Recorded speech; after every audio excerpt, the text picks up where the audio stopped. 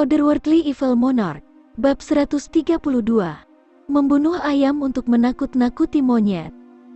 Itu adalah anggapan yang keterlaluan. Lady Yuer baru saja. Cheng Deqiao berhenti di tengah kalimatnya saat hawa dingin menjalar di punggungnya.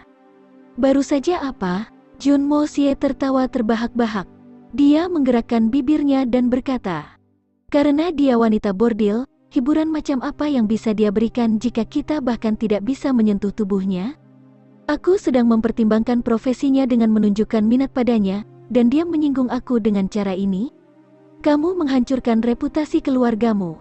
Mata Cheng Deqiao berbau penghinaan terhadap Tuan Muda Jun. Jun Mo Xie, kau benar-benar memaksaku untuk membenci dan membencimu. Cheng Deqiao tiba-tiba merasa sangat bangga dengan dirinya sendiri saat ini. Orang-orang sering mengatakan bahwa aku menghina nama keluargaku, tetapi aku tidak melakukan apapun yang bahkan memalukan seperti Jun Mo Xie. Cheng Deqiao, persetan denganmu. Apa yang baru saja kamu katakan? Kamu membenci aku. Kamu dan aku dipotong dari kain yang sama, dan ingat bahwa aku bisa melenyapkan seluruh keluargamu jika kamu menghinaku lagi. Jun Mo Xie dengan marah memberi judul pada lehernya dan memiringkan matanya. Cheng Deqiao, kembalilah ke ibumu dan biarkan dia merawatmu sedikit. Seluruh tubuh Cheng Deqiao mulai bergetar karena marah, dan mata merahnya menatap Jun Mo Xie lagi, sementara tangannya mendarat di gagang pedangnya dengan letupan. Dentang, dia menghunus sekitar 3 inci pedangnya, dan memperlihatkan pancaran dingin logamnya. Jun Mo Xie, pangeran kedua yang cemberut itu berdiri. Kamu mabuk, mungkin kamu harus pulang lebih awal hari ini. Aku baru saja minum anggur, bagaimana mungkin aku bisa mabuk? Jun Mo Xie mendengus, saat dia mengarahkan lehernya ke pangeran kedua, tidak mau setuju. Dan sekarang banci ini baru saja menghunus pedangnya sebagai ancaman. Aku katakan kamu mabuk, itu artinya kamu sedang mabuk. Pangeran kedua akhirnya membentak, tidak bisa mentolerirnya lagi. Fang Bowen buru-buru bergegas menuju pangeran, dan dengan lembut menempelkan tangan ke bahu pangeran. Jun Mo Xie mengangkat matanya untuk bertemu dengan tatapan pangeran kedua. Kedua pria itu terus menatap mata satu sama lain untuk beberapa saat, sebelum Jun Mo Xie melengkungkan mulutnya dan tersenyum lagi.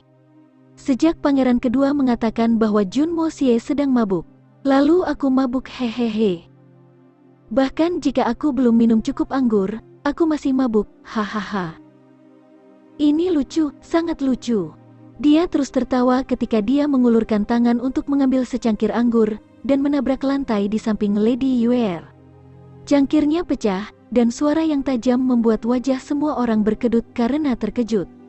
Jun Mo Xie dengan keras menunjuk ke arah Lady Yuer dan berkata, kamu pelacur kecil, hari ini kita berada di hadapan pangeran kedua, dan karena pangeran kedua berbicara mendukungmu, aku akan membiarkanmu pergi sekarang. Tapi aku akan kembali untukmu suatu hari nanti. Jun Mo Xie tanpa sadar menggosok selangkangannya untuk menunjukkan keinginan jahatnya. Jun Mo Xie berbalik dan menghadap Cheng Deqiao. Dia perlahan mengulurkan tangannya dan mengulurkan tangan ke arah wajah Cheng Deqiao. Tepuk-tepuk, dia menepuk wajah Cheng Deqiao 2 kali, menghasilkan suara yang tajam, dan berkata, jadi kamu ingin membunuhku ya? Betulkah? Cheng Deqiao, menghunus bahkan setengah pedang adalah indikasi perang. Kamu akan berperilaku baik di masa depan, mengerti? Kemudian, dia berbalik sambil terus tertawa, melambaikan tangannya, hampir seperti dia mencoba untuk menghilangkan debu di atmosfer, memutar pinggulnya, dan dengan cepat pergi. Dia telah mengacaukan pesta pangeran kedua. Dia menghina grup pangeran sampai-sampai pangeran harus mengancam secara pribadi pembalasan. Pertama, dia berhasil melecehkan Cheng Deqiao, dan secara umum bersikap sangat vulgar dan tidak sopan. Dengan menjadi sombong dan agresif, Jun Mo Xie telah memenuhi reputasi sebagai debauci paling terkenal di kota itu. Jun Mo Xie meraih ke bawah dan duduk di dalam tandu. Anehnya, ada 2 pria lagi di dalam tandu, yang sama-sama mengenakan pakaian berwarna hitam. Jun Mo Xie menghela nafas dan berkata, setelah aku pergi, kamu akan memperhatikan pergerakan di dalam paviliun Nichang. Kamu juga akan mengawasi orang-orang yang ditemui pangeran kedua setelah dia pergi. Sementara orang lain akan terus mengawasi paviliun Nichang, dan akan melacak orang-orang yang masuk dan keluar tempat. Dan jangan mengendur sedikit pun. Kedua pria itu mengangguk. Tandu mulai bergoyang saat Tuan Muda Jun pergi ke kediamannya. Meskipun peristiwa hari ini tidak memberikan hasil yang nyata, perjalanan itu tetap membuahkan hasil. Di satu sisi, Jun Mo Xie telah memenuhi reputasinya di depan publik, tetapi yang kedua dan yang lebih penting, dia secara terbuka menghina dan mempermalukan wanita yang diminati pangeran kedua.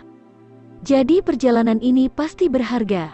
Jun Mo Xie pasti tahu bahwa meskipun Lady Yue'er bekerja di rumah bordil, dia sebenarnya bukan debauchi. Sebenarnya, dia tahu bahwa dia tidak terlalu memikirkan profesinya, dan bertanya-tanya apakah dia ahli dalam penyamaran. Jun Mo Xie yakin bahwa Lady Yue'er akan membalas. Pada kenyataannya, Jun Mo Xie mengharapkannya. Sekarang situasinya berubah menguntungkan bagi Jun Mo Xie. Karena Jun Mo Xie tidak sengaja mendengar percakapan Lady Yue'er dan Tuan Liu malam itu, dia sudah tahu identitas musuh-musuhnya. Tetapi mereka tidak menyadari bahwa Jun Mo Xie juga menargetkan mereka. Oleh karena itu, Nona Yue'er pasti akan mencoba membalas penghinaan ini tanpa menyadari motif tersembunyi Jun Mo Xie. Tapi itu tidak hanya berhenti di sini. Jun Mo Xie telah mencapai prestasi ketiga lainnya hari ini. Dia telah membangun tembok antara pangeran kedua dan Nyonya Yue'er dengan menghinanya di depannya.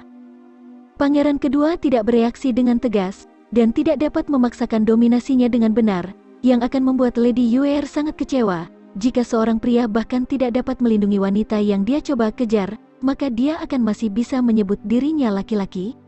Apalagi dalam hal ini, ketika pria itu cukup kuat untuk melindunginya.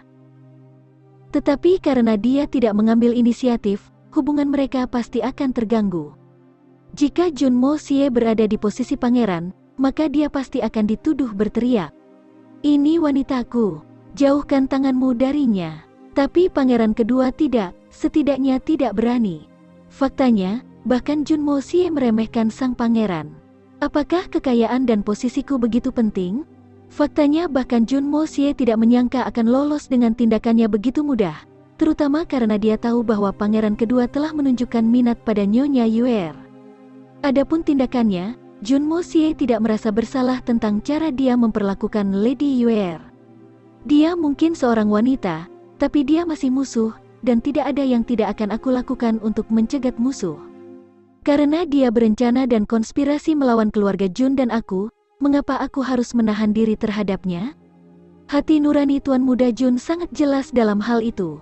Seluruh tubuh Lady Yue'er gemetar karena amarah saat matanya yang berlinang air mata memandangi tandu goyang Jun Mo Xie. Dia berbalik dan mengangkat pandangannya untuk melihat dengan liar pada pangeran yang mengeluh. Tetapi bukannya menyuarakan keluhannya, dia berbalik dan pergi. Pangeran kedua berdiri linglung di tempatnya, tetapi wajahnya mengungkapkan rasa jijik yang dirasakan hatinya. Siapa yang mengira bahwa upaya pangeran kedua untuk menghibur Jun Mo Xie akan membuahkan hasil seperti itu? Siapa yang bisa menduga bahwa Tuan Muda Jun akan bertindak begitu arogan, dan bahkan akan mengabaikan keberatan pangeran kedua? Jun Mo Xie tidak mempedulikan keberatan pangeran dan bahkan pergi tanpa meminta maaf atas tindakannya, yang sama saja dengan menamparkan wajah pangeran. Pangeran kedua tidak pernah sebegitu malu seumur hidupnya. Dapat dikatakan bahwa dia membenci Jun Mo Xie sampai ke intinya. Dia berdiri di sana tak bergerak untuk waktu yang lama, jauh dari orang-orang lain di grupnya. Pangeran nyaris tidak bisa menahan diri untuk tidak menangis. Pangeran berdiri linglung untuk waktu yang sangat lama. Dia akhirnya mengangkat pandangannya, menghela nafas dan berkata, "Ayo pergi." Cheng Deqiao memutuskan untuk coklat kekuningan dan mendapatkan keuntungannya. "Yang mulia, Jun Mo Xie ini sangat kasar kepada Yang Mulia hari ini. Izinkan aku untuk memberinya pelajaran. Aku bahkan bisa mendapatkan nyawanya." "Apakah kamu sungguh sebodoh itu?" Pangeran memandang pria di depan matanya dan berkata, "Dia mungkin sombong, dan bahkan mungkin telah menghinaku hari ini, tapi aku tidak bisa membalas. Dan itu adalah fakta. Apa menurutmu Jun Mo Xie akan berani membantahku jika dia tidak tahu ini? Dan kamu ingin aku memutuskan hubunganku dengannya? Ajari dia pelajaran? Membunuhnya? Apakah kepalamu benar-benar penuh dengan sampah? Pertama, kamu tidak memiliki kekuatan untuk melakukan apapun pada Jun Mo Xie, dan kedua, Jika sesuatu yang tidak diinginkan terjadi pada Jun Mo Xie saat ini, maka kita akan menjadi orang pertama yang dicurigai. Kemarahan Jun Zantian telah menyebabkan mandi darah di kota sebelumnya juga. Apakah kamu hanya akan bahagia setelah dia melakukan kerusuhan berdarah di dalam istanaku? Hah? Tidakkah menurutmu aku sudah muak untuk satu hari ini? Wajah orang yang menyanjung itu telah ditendang. Wajah Cheng Dechao berkedut karena marah beberapa kali, tapi dia tetap diam. Meskipun dia terus mengutuk di dalam hatinya. Pangeran macam apa kamu ini? Pertama kamu membiarkan cucu jenderal militer kamu mempermalukan kamu, dan kemudian kamu melampiaskannya padaku? Itu pasti jika menyangkut Jun Zantian. Fang Bowen mengelus jenggotnya dan perlahan berkata, tindakan Jun Mo Xie jelas disengaja. Artinya, dia sudah bersiap untuk membuat keributan hari ini. Apa? Apa yang membuatmu berkata begitu? Pangeran kedua bertanya dengan serius. Keluarga Jun selalu menolak untuk berpartisipasi dalam politik kekaisaran, dan hanya memusatkan perhatian mereka pada masalah militer. Ketiga putra yang mulia mencoba untuk melibatkan keluarga Jun dalam politik kekaisaran, jadi wajar jika mereka ingin melepaskan diri dari keterlibatan. Tentara Jun Zantian telah membuktikan bahwa mereka dapat menyebabkan mandi darah di rumah kementerian sebelumnya. Keluarga Jun telah menunjukkan kekuatan mereka sebelumnya, dan putra mulia manapun yang berhasil memahami kekuatan ini, akan memiliki kekuatan yang cukup untuk mengalahkan dua lainnya. Dengan kata lain, pangeran yang mendapatkan dukungan mereka akan memerintah kekaisaran.